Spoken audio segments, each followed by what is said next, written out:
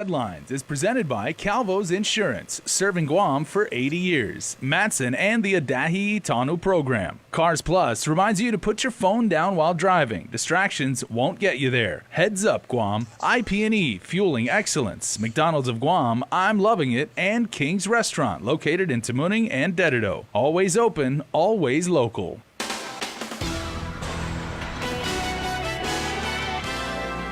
Coming up on your primetime news, a grand jury has indicted repeat sex offender Paul Moffness Jr. Also tonight, after serving 27 years, a convicted murderer has been granted parole. And the psychologist who deemed the acting police chief unfit for duty stands by her evaluation.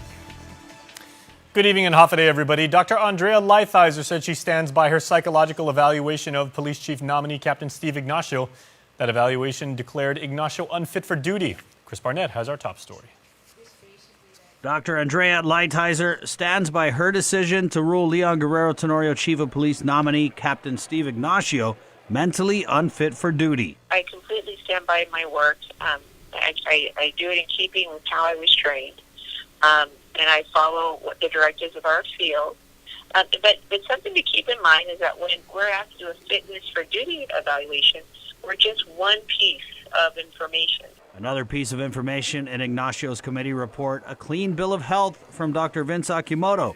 That medical evaluation also saying Ignacio is, quote, of normal mental status. Lighthizer saying Akimoto's evaluation works in tandem with hers and one doesn't necessarily trump the other. So we asked the doctor if she felt Ignacio posed a danger to the community. I don't think that he's an imminent risk to danger to the community, but I can't really speak as to why or any of those things, but everything's protected health information. We also asked the doctor about statements made publicly by Adelup Chief of Staff Tony Babauta. Babauta saying he spent hundreds of hours with Ignacio and he's seen no signs Ignacio is unfit for duty. It's not like we just sit down with somebody and then we decide on ourselves. We've taken a lot of points of information, and the majority of the information that we take comes directly from the patient in some form. So either through standardized testing measures, their own self-reports, or things like that. So the other part, too, is that the other thing to keep in mind is when people see a mental health evaluation, we're asking things and things that most people aren't asking on a daily basis. We're asking and we're inquiring from people. Most people aren't going into people's full health or their daily life with their families. We also asked Dr. Lighthizer if she felt Ignacio should still be confirmed by the legislature, even if she deemed him mentally unfit for duty. Her answer? Not without addressing her evaluation's issues with Ignacio. I did not clear him at that moment in time, but if they have additional information that maybe followed some of the recommendations in my report and some of my concerns, if they were able to do that and clear that, I can't see why there wouldn't be any reason why he couldn't leave the department. Lighthizer also says if the public could read her full report, the context of her evaluation would be understood. So we asked her if the psych eval of Ignacio had anything to do with a pre-existing medical condition the chief of police nominee could be suffering from. These are some really great questions that I wish I could answer because I think it would help to clarify a lot of things. But I can't say. I really can't say those things. But, let's just say for sake of argument, that somebody had something that maybe it related things to something of that nature, just being able to talk about those things and explain about more generally speaking, I think that would maybe help to reassure the public, but at the same time, protect the chief of police, protected health information. For Guam's News Network, Chris Barnett reports. And you can listen to a podcast interview that Chris did with Dr. Lighthizer right now by going to the KUAM Podcast Network on SoundCloud and on iTunes. Make sure to subscribe to our feed on either. We're at KUAM News on both platforms. Well, senators discussed several bills on Tuesday, including a measure to exempt war claim payments with attachments by creditors and another formalizing the gender references in Chamorro and English to the governor and lieutenant governor. But getting the most debate was a bill that would provide tax relief for small businesses. Senator Regine Bisco-Lee's measure would add a new section to the Dave Santos Small Business Enhancement Act, reducing the business privilege tax to 3% on the first $100,000 worth of income. The senator responds to concerns that it would further erode the government's tax revenues by some $4.4 million.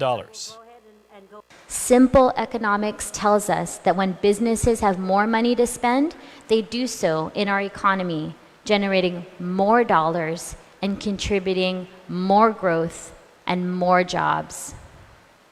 Small businesses don't hoard their money in the Cayman Islands. They spend it right here on Guam. And that's why investing in these businesses makes sense. Madam Speaker. Also in session, senators voted to place a large number of agency head nominations on the agenda, with Senator Pito Terlahi moving to include several law enforcement nominees, such as DOC Director Samantha Brennan, Customs Director Ignacio Pareto, and National Guard Adjutant General Esther Agigi. Well, what was not added to the agenda was Police Chief nominee Ignacio's appointment, as you heard from earlier. Senator Terlahi says he's seeking further legal advice and evidently waiting for a second opinion on the matter. He spoke with our Chris Barnett this afternoon on that topic. Are you trying to get another psychological evaluation for Ignacio? I would, yeah. That's one of the plans that I want to do. Are you able to tell us any more information about the evaluation that Dr. Lighthizer conducted? Well, right now I prefer not to divulge any information right now. Are you still confident that? And I'm still confident that personally I think that Ignacio would make a good chief of police. How about your colleagues? Do you think that Ignacio has the confidence of your colleagues? Well, I think because of the medical report, we gotta really just come out and make sure that the evaluation on the psychological thing is okay with all of us. So what about the second psychological evaluation? I mean, are you?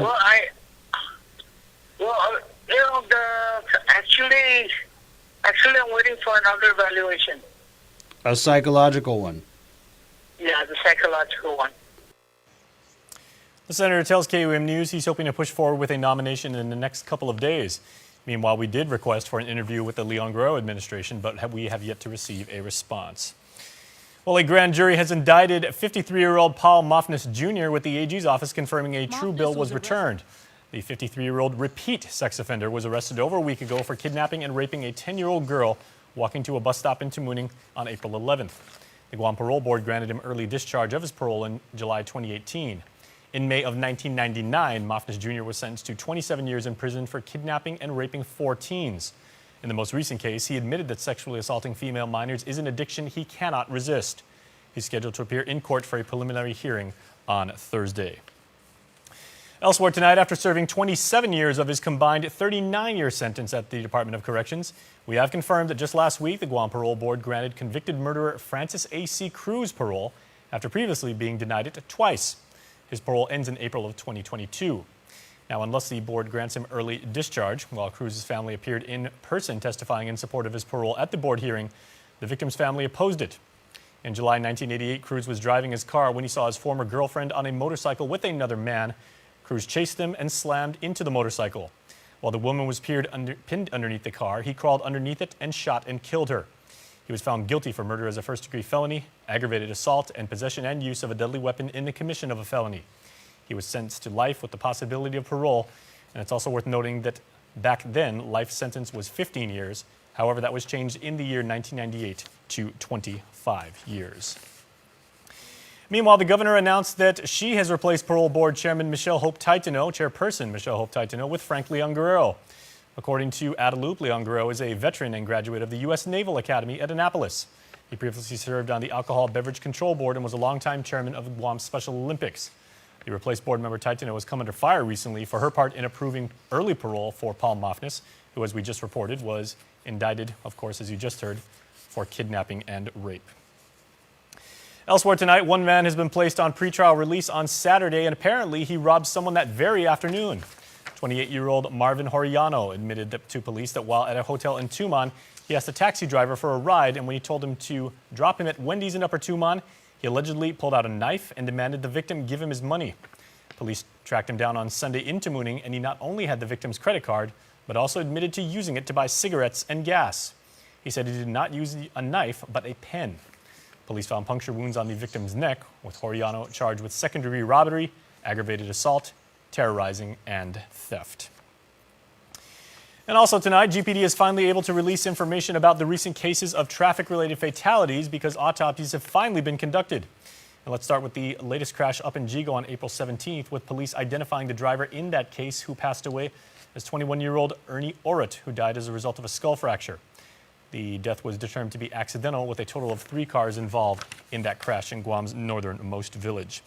Well, as for the crash that occurred the day before down south in Agate, it was also determined to be accidental. The operator is only identified as a 16-year-old, with police saying the crash ran off the roadway and crashed into the gate along Route 2. The teen died as a result of multiple instances of trauma. And also, Guam's Finest also released information about the fatal motorcycle crash that occurred more than 2 weeks prior at Ipao Road in Tamuning. That operator who passed away has been identified as 41-year-old Scott Reynolds, who was operating his motorcycle when it ran off the road. He died as a result of a broken neck. GPD has been held hostage in releasing information because Guam does not have a permanent medical examiner. Instead, they're in contract with the AG's office from Hawaii and from Saipan. Well, please stay tuned. There's more news ahead. There are more ways to experience Guam via KUAM News, giving you what you want, when you want, and how you want it. From smart devices, Alexa, what's in the news? Here's your flash briefing. Over the web, on mobile, on streaming platforms, with immersive, interactive formats, and via social media where it's more than just content, it's conversation. More ways to keep you informed and entertained whenever you want it, wherever you are, on whatever device you're using. A simple handshake. That's all Jake Calvo needed when he started his company. Today, 80 years later, we like to say thank you to all of you who have taken our hand in trust. Thank you to the dreamers. Thank you to the realists. Thank you to the family-oriented. Thank you to the entrepreneurial. Thank you to those climbing the corporate ladder. And to the ones starting a new life together. Thank you to the traditionalists and the edgy. To the young at heart and the old souls. Thank you to the daring, to the protective, to the practical. Thank you to the hopeful. To all of you from all of us, our deepest, happiest, and infinite thanks. 80 years here for you. 80 years thanks to you. Calvo's Insurance, a legacy of trust.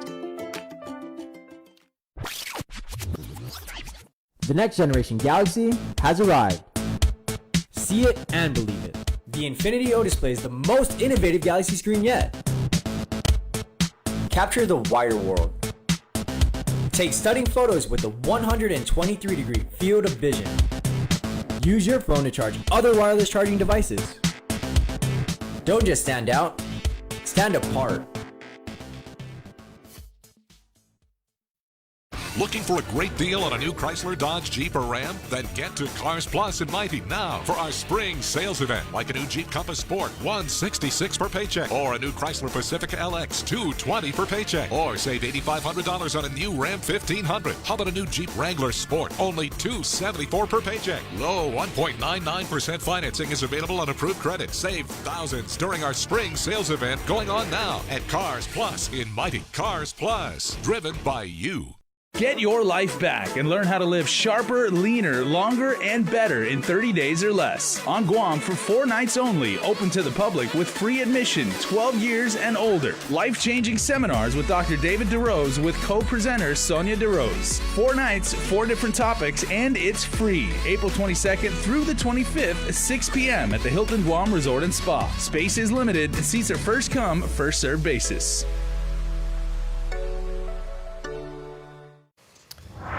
A hotel with roaches has cleaned up its act, but the restaurant remains roach infested. A follow-up public health inspection cleared the reopening of floors at the Wyndham Garden Hotel in Tamuning. Inspectors shut down an entire floor at the facility after video was sent to KUAM News of live roaches in a room. According to Marilou Scroggs, the administrator for the Bureau of Inspection of Public Health, inspectors thoroughly searched all rooms and the lounge. They observed no reports of pests for 3 consecutive days. However, the Curry and Grill Cafe remains closed. Scroggs says pest activity remains active. The cafe's sanitary permit was suspended after inspectors found multiple violations posing immediate health hazards. 77 demerits in all, including a rice scooper stored in a container of water with dead roaches, and the manager lacking knowledge on food safety were cited. Well, a very bizarre story now, as a parachute found on top of a house in Barrigada evidently caused quite the scare and confusion today. Units from GFD responded to a possible skydiving incident this afternoon along Tuberose Street in the Central Village, but they didn't find anyone. Our friends at Joint Region Marianas confirmed that as part of routine military training operations at Naval Base Guam's drop zone in Radio Barrigada, a jumper evidently deployed his reserve parachute, and after it was deployed, the main chute was jettisoned and drifted away from the drop zone, landing on private property. JRM reports that there were no injuries and no damages. Speaking of military headlines, a pair of elite American fighter planes have been on public display at the tarmac at the Guam airport. The F-16s are here as part of Exercise Resilient Typhoon. The Air Force has brought together squads from across the Pacific to train on rapid deployment using a typhoon evacuation scenario. The Air Force also wanted to give the public the rare chance for an up-close and personal peek at the aircraft. Here's Captain Bryant Coach Tomlin with the explanation of some very heavy metal. So this is the Mighty Viper behind me. It's a Block 50 F-16. It's pretty much a we can do it all, a little bit of air-to-ground, air-to-air, and our primary mission is suppression of enemy air defenses, and we concentrate a lot on air-to-air and mainly taking out a lot of bad guy missiles that are going to shoot from the ground. There's a lot of contested regions, but that's not really the focus of this exercise. Really, this exercise is looking for us to be able to move assets and keep them safe, but then also we obviously care about the strategic location of Guam and the surrounding islands. The aircraft and their crew are from Misawa Air Base in Japan. Assets were brought in from across the region for the training, with the Air Force saying the F-16s continue to serve a major role in ensuring peace and stability in the Indo-Pacific region. Well, freshman Senator Kelly March-Taitano, in other news, is holding a public comment drive on the Marianas Testing and Training Draft Supplemental Environmental Impact Statement. And it is a mouthful. The senator says, quote, "It's extremely important that our communities have an opportunity to comment on proposed military actions that will impact every single person on this island. This comment drive will provide an opportunity for community members without access to the internet or with a preference for paper forms to come to a mayor's office and let their voices be heard," end quote. The first drive was held yesterday down at the Agate Mayor's office, with the next to be held from 11 to 2 up in Dedido, and the last, at the same time, 11 to 2, Friday downtown at the Hagatna Mayor's office. The deadline to submit testimony is Saturday the 27th. You can find more information on our website. We've put a link to the MITT. Well, Guam remains under a fire weather watch. This means that critical fire weather conditions increase the chances of fast-spreading wildfires. In recent weeks, grass fires have been reported throughout Guam, with Homeland Security and Civil Defense saying although the affected areas include mainly southern and central areas of the island, the community is reminded to practice caution throughout Guam. Elsewhere tonight, walking a day in the life of government directors, senators, and even taking the title of governor. Many of our island's youth participated in this year's Island Leadership Day. Guam's Governor Lulian Guerrero welcomes the event, sponsored by the Department of Youth Affairs. And it's a way for our young people to get engaged in very important matters of the government, and so that they can have a picture, a time, a period where they can experience actually hands-on what leaders do in the community. Stepping into Leon Guerrero's shoes were Brian Sonko, a junior at FD, and Vicente Blas Tyron, a junior from St. John's. Both tied in an oratorical contest speaking on diversity. The governor is really a leader of the people, and so when we went to Adelup, it's not just a building, it's the people's house. And I believe that seeing the value in leadership as a way to engage people and to lead your community is one of the most important things that I've learned today so far. So we are really interconnected in our efforts, and I learned today through shadowing Ms. Liu that we really do depend on each other for success. Now, the full-time governor thanked all who participated and encourages the youth to be leaders in our island community.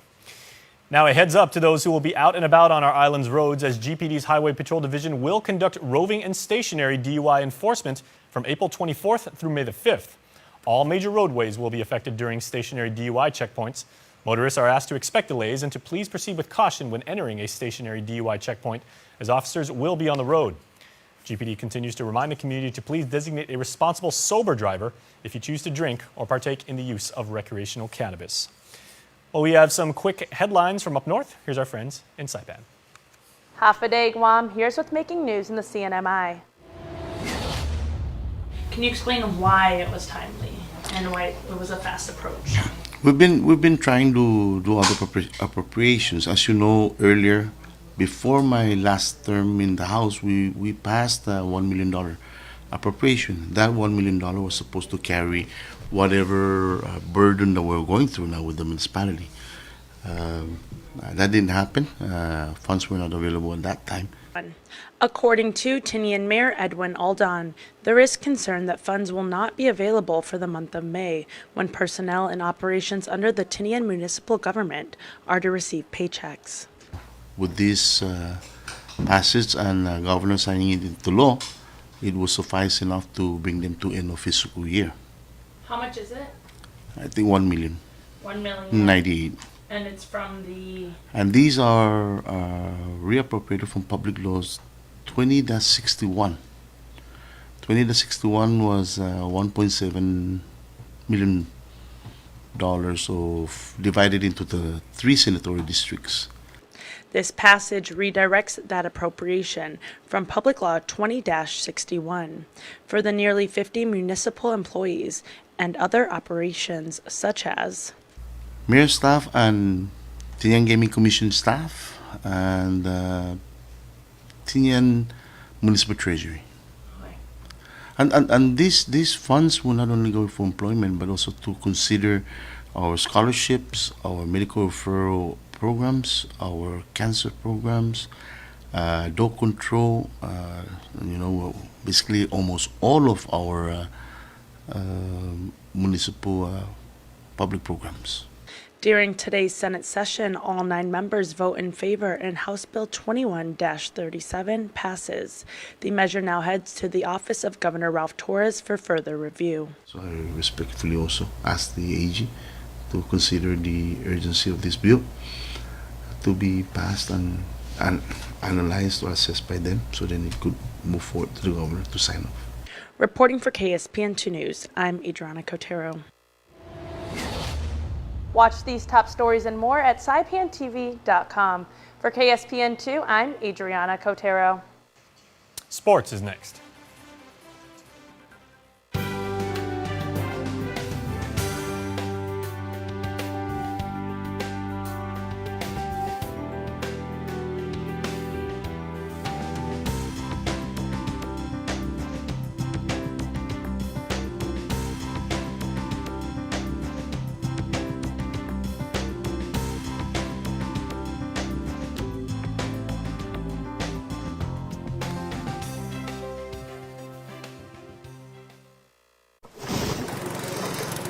MTO, professional janitorial services with a warm hospitality touch. MTO gives that gift year-round. Pressure wash roofs, pressure wash driveways, lawn service, home cleaning, carpet restoration, office cleaning, commercial window cleaning, floor care. When cleaning is in order, MTO has you covered. Call 647-6861 to inquire on how you can receive the maintenance you deserve. MTO, celebrating 30 years with you, Guam. Agent Alpha. What's that? An Alpha Insurance customer needs a claim settled immediately? I'm on it. Agent Alpha. In the event of an accident, theft, or breakdown, each of our Alpha Insure agents are trained to go above and beyond. This is my stop. There she is. Target acquired. Agent Alpha. Yes!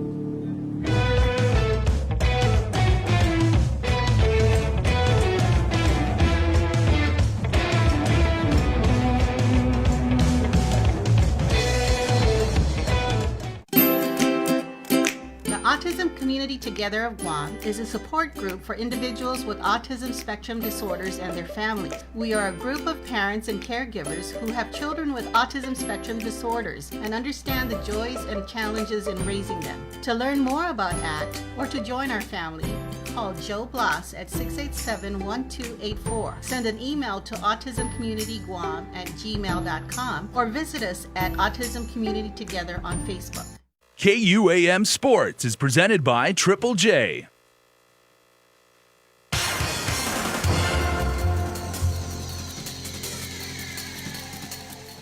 What's up, Guam? Dave Delgado here for KUAM Sports, brought to you by Triple J. I have some softball news on a female player from Guam putting in some work in Texas. I'll get to that in just a bit, but first off, some tennis news from the Guam National Tennis Federation. Check it out. The Guam National Tennis Federation broke ground on their $1.4 million tennis facility at the Guam Sports Complex in Delito. Phase 1 is 5 acres of property that will feature 6 courts. 1 court will be an exhibition court used for international play, where the GNFT can host pro players. 4 courts will be designated for youth players ages 12 and under. We got our building permit for this project on Friday, the 19th of April, and our contractor was ready to go, and they started today, Monday, the 22nd of April, right after we got the building permit. So, as you can see, they started first thing this morning, and it's going to take about 12 to 14 weeks to get the courts done, and then we're going to also have a building being done, and the building should be about 6 months or so, but we plan to have the courts up and going in 12 to 14 weeks. This will give us an opportunity to have more and more development opportunities for kids and even our Davis Cup team and things like this. But it all starts with the youth. The facility opens doors for Guam to host more tournaments local players can participate in and clinics for the youth. It will also serve as the training courts for Guam's Davis Cup team. Yeah, we're gonna come out with a promotional membership where you can pay more money and get your name on the donor wall. That'll be up and coming soon, but we're gonna start taking memberships, I think, when we figure out the exactly what the price will be. But we're anticipating it'll be under $400 for a year, so that's a really good deal. And then for juniors, it'll be $50 a year. So we want to emphasize that the junior players have the opportunity here. You can make a donation on our website. There's a place to click there for Let's Ace This project. That's our theme, and you can put a donation right there on the website. Holly Arbolera from Abilene, Texas, plays softball for the Lady Bulldogs in the District 4-5A. Her family left Guam in 2001. Holly has been on the varsity team all 4 years. She comes from a family of athletes. Her family on Guam is from down south. Definitely just playing for my family in general, because most of my mom's side and my dad's side aren't in the U.S. And so, like, them watching my games on Facebook Live or however they can just, like, encourages me to play my best. The senior shortstop hit 3 home runs and recorded 23 RBIs during the regular season. The Bulldogs finished 6-1 in district play, coming from behind in the semifinals for a chance to get to this year's championship game. It was definitely a big accomplishment just because during preseason, us moving up to 5A and having a pretty rough start into it, we were underestimated throughout, and then us claiming that title just really let us show what we are truly made of, and more than what people give us credit for. Holly and the Bulldogs defeated the Lady Cougars 12-6 in the championship game for this year's district title. Holly finished the championship with 3 hits, 3 RBIs, and scored twice. The Bulldogs have now won back-to-back softball championships. It's not a single-person sport. You definitely have to work together with your team to finish the games, but us just keeping each other motivated throughout the game, even though it was probably one of the most pressurous games that we've had this season. But us just knowing how to work together and just adjusting to throughout the game.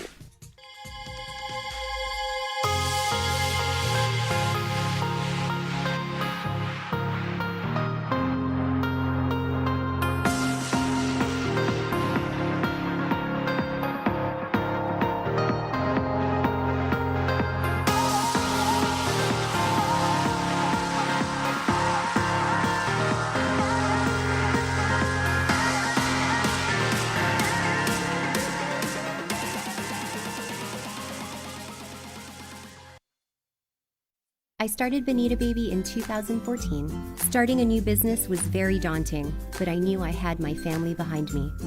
And that helped me push through that fear. Just like family, Docomo Pacific believes in my business. They give me a reliable connection and offer more value to help my business succeed. Startups begin with better business bundles at Docomo Pacific. Call or email today.